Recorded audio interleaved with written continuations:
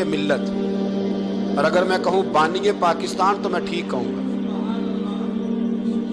بانیے lord تھا ایک اس وقت انگریزوں کا بڑا، پیر جماعت علی شاہ صاحب محدث علی پوری بھی پاکستان کی تحریک چلا رہے تھے اور قائد اعظم بھی چلا رہے تھے۔ تو لارڈ نے قائد اعظم سے کہا تھا کہ قائد اعظم مجھے تیری سیاست سے اتنا ڈر نہیں آتا جتنا جماعت علی شاہ کے دین سے ڈر آتا ہے، اتنا مجھے، میں آن دی ریکارڈ بات کر رہا ہوں ذمہ داری کے ساتھ، کہ تیری سیاست سے میں اتنا نہیں ڈرتا جتنا جماعت علی شاہ کے دین سے ڈرتا ہوں، اس لیے کہ یہ جب دین کا نام لے کے پاکستان کی بات کرتا ہے تو لوگوں پہ جادو طاری کر دیتا ہے، اس لیے میں تیری سیاست سے زیادہ اس کے دین سے ڈرتا ہوں۔ امیر ملت پیر جماعت علی شاہ صاحب، ان کو ابو العرب بھی کہا جاتا، ان زمانوں میں عرب میں غربت آئی تو یہاں سے ہندوستان سے چندے اکٹھے کر کر کے پیر جماعت علی شاہ صاحب لے جایا کرتے۔ مدینہ شریف میں آج بھی جماعت منزل موجود ہے، پیر صاحب کی اپنی رہائش تھی۔ امیر ملت پیر جماعت علی شاہ صاحب نے مدینے میں گزر رہے تھے تو بڑے بڑے مرید ساتھ تھے۔ اس زمانے میں لوگ ہاتھوں میں چھڑی رکھا کرتے تھے، جانور اکثر ہوتے تھے تو چھڑیاں ہاتھوں میں ہوتی تھی، تو پیر صاحب گزر رہے تھے، بوڑھے آدمی تھے، مرید ساتھ تھے، تو ایک کتا دوڑا دوڑا آ گیا۔ جب وہ پیر صاحب کے قریب سے گزرنے لگا تو ایک مرید نے نہ کتے کی ٹانگ پہ ڈنڈا مارا، پیچھے ہٹ جا، کپڑوں کو نہ لگ جانا۔ کتا چونکنے لگا، رونے لگا، اور جب بھاگا نا تو لوگ کہتے ہیں ہم نے عجیب منظر دیکھا، 100 سال کے پیر جماعت علی شاہ صاحب پگڑی ہاتھ میں پکڑی اور کتے کے پیچھے بھاگنا شروع کر دیا، دوڑ کے کتے کو اٹھا کے لائے اور یوں اس کو سینے سے لگایا۔ پھر پیر صاحب نا اس کتے کو اپنی رہائش گاہ پہ لے گئے، پھر اپنی پگڑی کھول کے نا تو اس کی پٹی کی، پھر دودھ کا پیالہ اس کے آگے رکھا، کتے نے دودھ پی لیا تو پیر جماعت علی شاہ صاحب نے ہاتھ باندھے، کہنے لگے مدینے کے کتے، نبی پاک کی بارگاہ میں میری شکایت نہ کر دینا، حضور کی بارگاہ میں شکایت نہ کرنا کہ یا رسول اللہ یہ آتے ہیں حاضری دینے اور ہمیں تکلیف دیتے ہیں، میری شکایت نہ کرنا مصطفیٰ کریم کی بارگاہ میں، میں نے نہیں اسے کہا تھا، اس سے بھول ہو گئی، میں معافی مانگتا ہوں۔ میرے عزیزو، وہاں درد تھا، وہاں سوز تھا، وہاں پیار تھا، وہاں محبت تھی، لیکن ہمارے رویے انسانوں کے حق میں تو کیا، جانوروں کے حق میں سخت سے سخت تر ہوتے جا رہے ہیں۔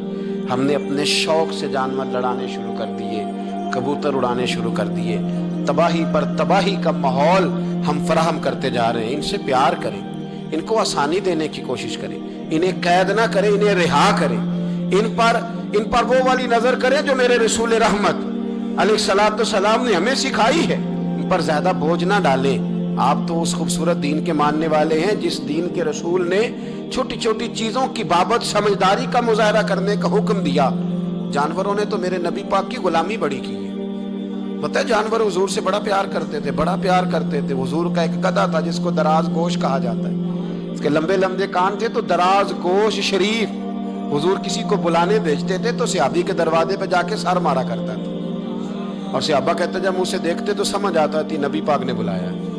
حضور کی ایک اونٹنی تھی نبی پاک علیہ السلام، تو میرے مصطفیٰ کریم علیہ السلام آواز دیتے تھے تو بیٹھ جاتی تھی، بلاتے تھے تو آ جاتی تھی۔ حضور کا وصال ہوا تو سیدہ فاطمہ کے دروازے پہ جا کے بیٹھ گئی، اور جب تک نہیں اٹھی جب تک اس اونٹنی کی روح پرواز نہیں کر گئی۔ میرے نبی پاک علیہ السلام کے ساتھ تو یہ ایک بکری، سیدہ عائشہ کہتی ہے ہم نے گھر میں رکھی ہوئی تھی تو وہ بکری اٹھتی بھی تھی، آتی جاتی بھی تھی، کبھی کبھی آواز بھی نکالتی تھی، پر جتنی دیر نبی پاک گھر میں رہتے تھے وہ ادب کے ساتھ چپ رہتی تھی، وہ آواز نہیں نکالتی تھی، کوئی حرکت نہیں کرتی تھی، وہ خاموش رہتی تھی، مصطفیٰ کریم کا ادب کرتی تھی۔ جانوروں سے حضور نے پیار کیا، جانوروں نے میرے نبی کا ادب کیا۔ غار ثور میں سب سے زیادہ جس کان نے کافروں کی آنکھوں پہ پٹی باندھی وہ کبوتری کے انڈے ہی تو تھے، وہ کبوتری کے انڈے ہی تو تھے۔ اس نے آ کے جالا، وہیں فوری طور پر آ کے مکڑی نے جالا بنا، اس کے اندر کبوتری نے انڈے دیے، اور جب ابو جہل کہنے لگا نا اندر گھسو، دیکھو اندر جا کے غار کے، تو اس کے اپنے ہی لوگ اسے کہنے لگے تو پاگل ہو گیا ہے، اگر کل یہاں سے کوئی گزرا ہوتا تو یہ جالا جو تھا یہ ٹوٹا ہوا ہوتا، یہ انڈے گرے ہوئے ہوتے، پتہ نہیں کب سے کوئی اندر نہیں گیا، تبھی تو یہاں جالا تنا ہوا ہے مکڑی نے، تبھی تو یہاں انڈے ہیں۔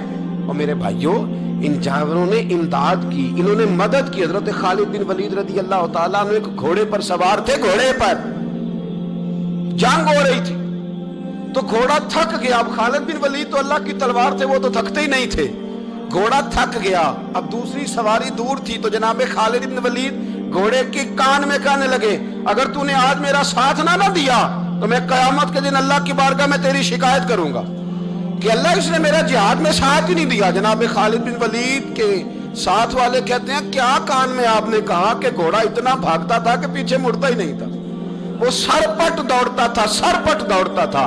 जनाब खालिद बिन वलीद ने वो जंग जब फतह की तो लोगों ने कहा, हुजूर बड़ा कमाल किया। फरमाने लगे, आधा मेरा है आधा मेरे घोड़े का है, ये शरीक है इस जिहाद में बराबर का, इसने ताउन किया है। तो ये मखलूक अल्लाह की तो शामिल हाल रही, इन्होंने तो इमदाद करी मेरे भाई।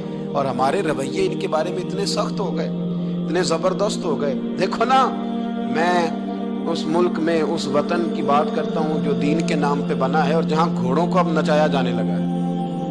अब घोड़े नचाने के लिए पैदा किए गए। मैं बता चुका हूँ कि ये तो सवारियों का जानवर था, उसको नचाया जाता है। ये चौधरी होने की अलामत, ये मालदार होने की अलामत, ये सेठ के बच्चे की शादी हो तो घोड़े नचाए जाए।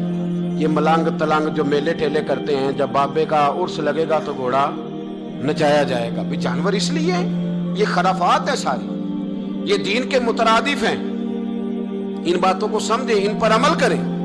ये सारा हमारे दीन का निसाब है। क्योंकि ये मजमून थोड़े खुश होते हैं ना, इसलिए हमारे यहाँ बयान नहीं होते, लेकिन इनकी जरूरत बड़ी सख्त है, इनकी हाजत है। इन मसाइल पर जरूर हमें तवज्जो करनी चाहिए। पूरे बाब है कुतुबे हदीस के अंदर। मैं भी वही बात कर सकता था जो पिछले साल मैंने इस महीने में की थी। हर महीने के उन्वानात समझ में आते हैं, वो तैयार पड़े होते हैं, वो बयान करने मुश्किल नहीं होते। लेकिन कभी कभी दिल से ये आवाज उठती है कि जो बातें नहीं हैं पता, उनका भी तो पता होना चाहिए ना मेरे भाई। हो सकता है, मुमकिन है किसी आदमी के दिल में कोई बात बैठ जाए, और मुमकिन है वो किसी को समझाने में, आगे बताने में, फॉरवर्ड करने, वैसे भी अच्छी बातें भी आप फॉरवर्ड